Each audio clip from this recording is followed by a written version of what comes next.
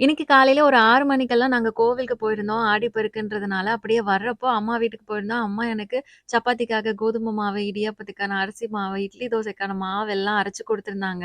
அது எல்லாத்தையும் வேற வேற பாக்ஸ்ல மாத்தி எடுத்து வச்சுட்டு, இன்னைக்கு காலையிலே கோவில் கிளம்புற அவசரத்துல முடி கொஞ்சம் ஈரமா இருந்துச்சு. அதனால பின்னலாலாம் ஜஸ்ட் ஒரு கிளிப் மட்டும் தான் போட்டுட்டு போயிருந்தேன்.